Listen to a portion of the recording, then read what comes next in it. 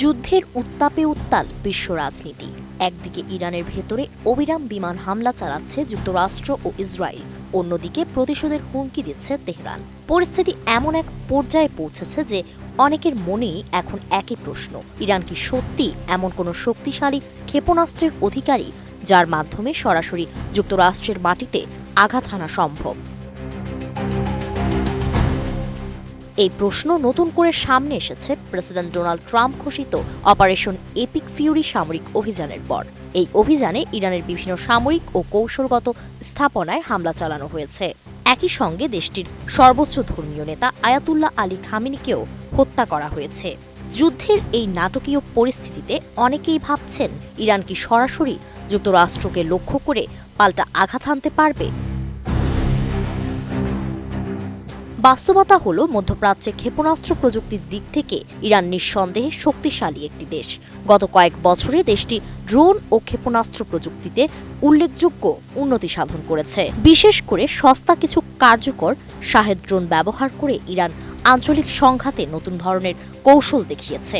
এই ড্রোন ও স্বল্প পাল্লার ক্ষেপণাস্ত্র ব্যবহার করে মধ্যপ্রাচ্যের বিভিন্ন দেশে থাকা মার্কিন ঘাঁটি ও মিত্রদের উপর চাপ তৈরি করেছে তেহরান।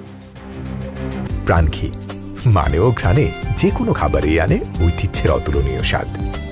প্রাণঘি ঘ্রাণেই পরি। তবে যুক্তরাষ্ট্রের মূল ভূখণ্ডে সরাসরি হামলার প্রশ্নে চিত্রটি সম্পূর্ণ ভিন্ন। মার্কিন প্রতিরক্ষা গোয়েন্দা সংস্থা ডিফেন্স ইন্টেলিজেন্স এজেন্সির তথ্য অনুযায়ী ইরানের কাছে বর্তমানে এমন কোনো আন্তঃমহাদেশীয় ব্যালিস্টিক ক্ষেপণাস্ত্র নেই যা যুক্তরাষ্ট্রে সরাসরি আঘাত হানতে পারে। সংস্থাটি বলছে, ইরান যদি এখন থেকেই এমন ক্ষেপণাস্ত্র তৈরির পরিকল্পনা শুরু করে, তবুও একটি কার্যকর বহর তৈরি করতে 2035 সাল বা তারও বেশি সময় লেগে যেতে পারে।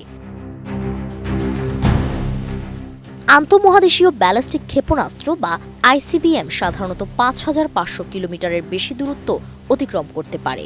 এই ধরনের ক্ষেপণাস্ত্রই এক মহাদেশ থেকে অন্য মহাদেশে আঘাত হানতে সক্ষম। কিন্তু ইরানের বর্তমান ক্ষেপণাস্ত্র ভাণ্ডারের বেশিরভাগের পাল্লা প্রায় 2000 থেকে 2500 কিলোমিটারের মধ্যে সীমাবদ্ধ। এই দূরত্বের মধ্যে ইসরায়েল এবং মধ্যপ্রাচ্যের প্রায় সব মার্কিন সামরিক ঘাঁটি পড়ে, কিন্তু যুক্তরাষ্ট্রের মূল ভূখণ্ড সেই সীমার অনেক বাইরে।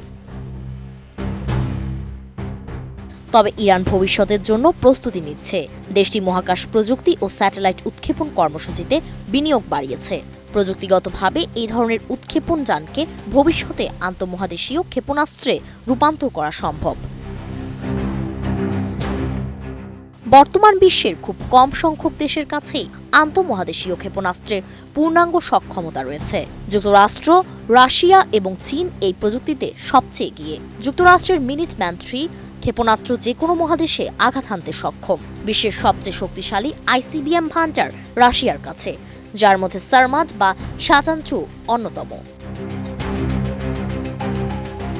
এছাড়া ফ্রান্স, যুক্তরাজ্য এবং উত্তর কোরিয়ার কাছেও এই ধরনের সক্ষমতা রয়েছে। সব মিলিয়ে বলা যায়, ইরান আঞ্চলিক ক্ষেপণাস্ত্র শক্তি হিসেবে শক্ত অবস্থান তৈরি করলেও যুক্তরাষ্ট্রের মূল ভূখণ্ডে সরাসরি হামলা চালানোর মতো সক্ষমতা এখনো অর্জন করতে পারেনি। ফলে বর্তমান সংঘাতে তেহরানের প্রতিশোধের পরিধি আপাতত মধ্যপ্রাচ্যের ভেতরেই সীমাবদ্ধ থাকছে। ফারিন রহমান প্রীতি, এশিয়ান নিউজ।